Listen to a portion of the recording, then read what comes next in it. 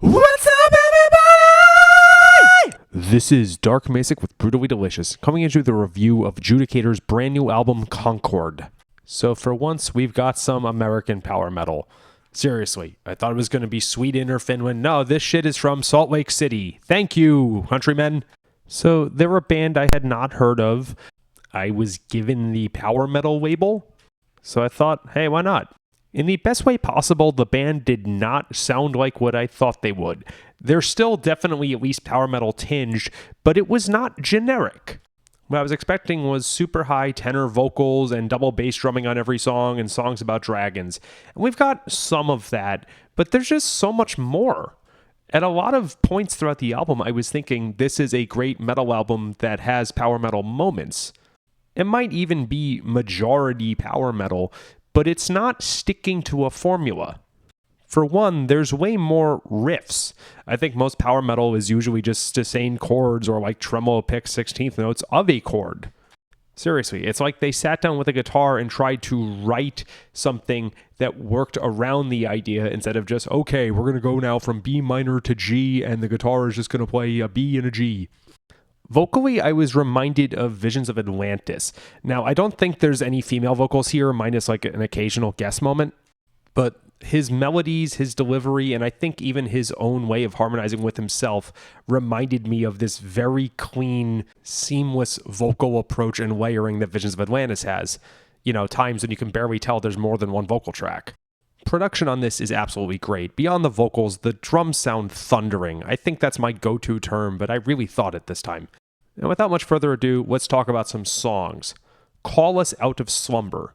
It starts off with a really fun acoustic intro. It's accessible and it's optimistic, and it's way better than the dark, brooding intros that a ton of metal albums have. There's great production once the band jumps in.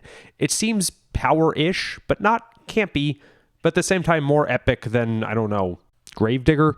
The vocals are nice and crisp and unified, really big booming drums. It's more like metal with epic moments than it is trying to ape a given genre. In the literary world, they call this literary fiction instead of genre fiction. There's a good variety of drum beats too. It's a great way of telling a story instead of just verse, chorus, bridge, chorus. A Miracle of Life. This intro had me thinking it was like an Exodus riff or something. It's heavy and in a way that this genre usually isn't. But then somehow the verse is kind of in line with the rest of the album. I guess it just sounds like Judicator. I don't know. I'm actually reminded of the band Savage Circus, and that's a band I haven't thought of in forever. That's a great thing because that first album is killer. It's like everything modern Blind Guardian should be. Not surprising because it has Tom and Staunch. Weeping Willow.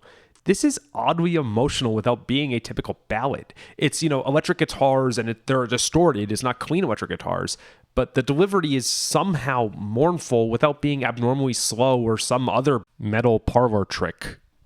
Hold Your Smile. Beautiful, haunting song. It maybe starts off as a more typical ballad at first, but those vocals and the melodies carry it hard.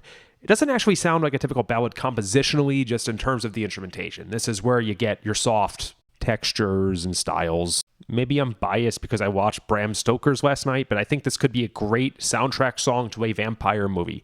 It's otherwise just a great soft and then heavy track without falling into any of those cliches.